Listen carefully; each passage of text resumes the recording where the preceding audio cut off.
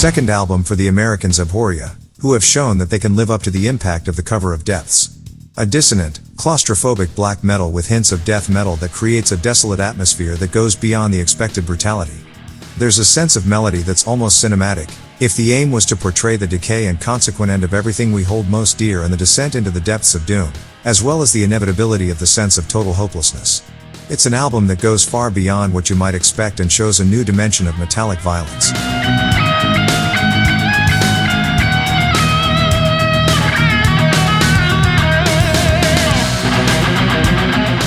Hearters and Hand Grenades are a band that never cease to amaze. Although they are not literally chameleons, their music takes on dynamics that seem eternal. Where I Begin doesn't forget their hard rock, but it also has a heaviness that's closer to metal. A heaviness that is actually quite modern. The result is exciting and represents an interesting evolutionary path for a style that has always struggled to fit into modern times. Where I Begin has nerve and anger, but also a lot of memorable melody. This is an excellent addition to an already illustrious discography.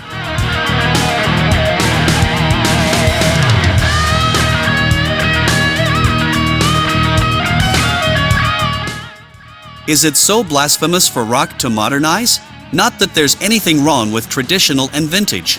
Nor is there anything wrong with wanting to capture that feeling, however much you accuse it of lacking originality. However, it's always good to see rock modernizing and managing to add modern elements without distorting what rock is. Which is basically what the government do. This album has melody, it has viscerality, it has electronic elements, and it has a lot of feeling, something that the South African duo exudes over the course of almost 40 minutes. There's no doubt that 2024 is off to a great start.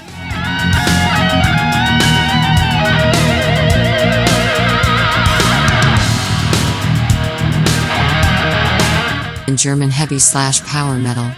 Almost 10 years have passed since their last album, and the Cosmic Race proves to be a work that lives up to the band's legacy of almost 4 decades.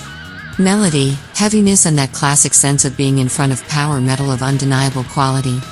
The Earth Song and Farewell to the Sun are good examples of the mastery that remains intact in this set of songs where there are no fillers, it's all killers.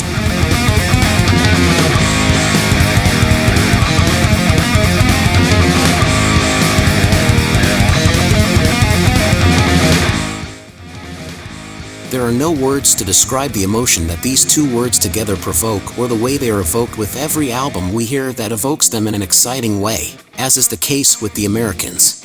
Yes, there is a lot of good traditional heavy metal coming out of the USA that is practically ignored in its native country when compared to other genres. Showdown is a set of songs that evoke virtuosity but at the same time stick to traditional production values, or at least their sound points in that direction. A progressive flavor that shows they want to go beyond the verse-chorus-solo-chorus structure, and a real joy in bringing heavy metal to times when that word sometimes sounds like profanity.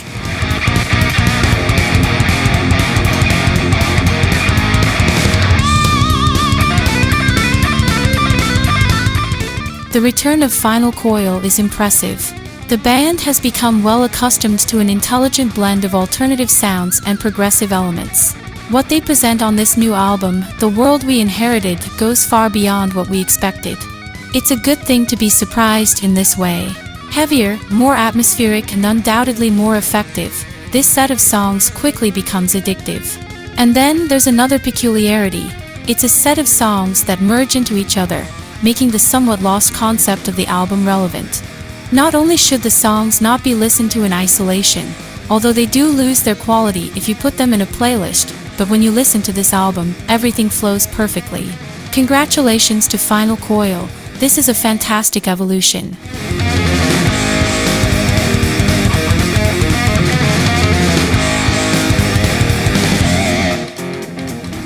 Cinema and instrumental are two words that usually go hand in hand in the way we see, hear, and, above all, feel music.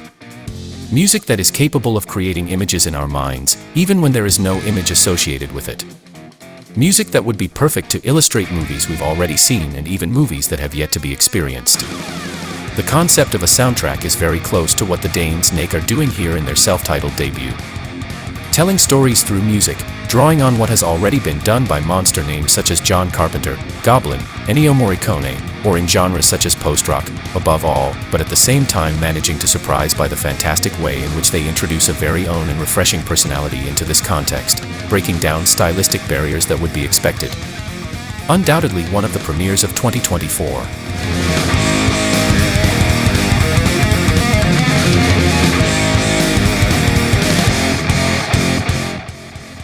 The most interesting combination there can be is between melodic death metal and technical death metal. When done well, of course. That's because you get something very dynamic and interesting that removes the weaknesses that both subgenres can offer. That's exactly what happens on this third album by the British band Cognizance. A dynamic that is quickly internalized over the course of just over 40 minutes, and that fans of both genres will be pleased with. Although in this specific case, it's mainly the technical death metal fans who will get the most pleasure from this work.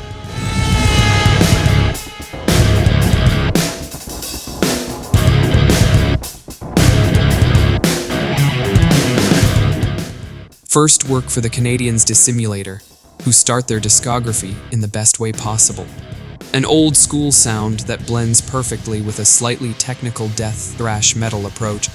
There's no great reinvention of the wheel, nor would there need to be for it to catch our attention when they have a sound that makes us think of names like Voivod and Vector, while still presenting notable differences between these and other names you might think of. With members of bands such as Atramentis, Beyond Creation and Stylist, among many others, it's guaranteed to be addictive for anyone who misses old school groove, combined with virtuosity without dispensing with brutality.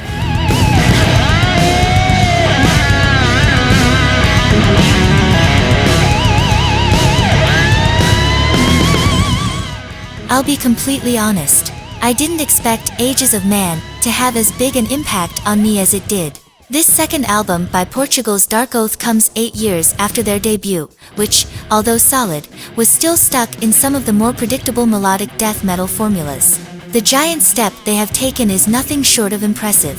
A conceptual work that focuses on all the ages of man according to Greek mythology in Hesiod's vision, from the Golden Age, through Silver, Bronze, Heroic and ending with the Iron Age.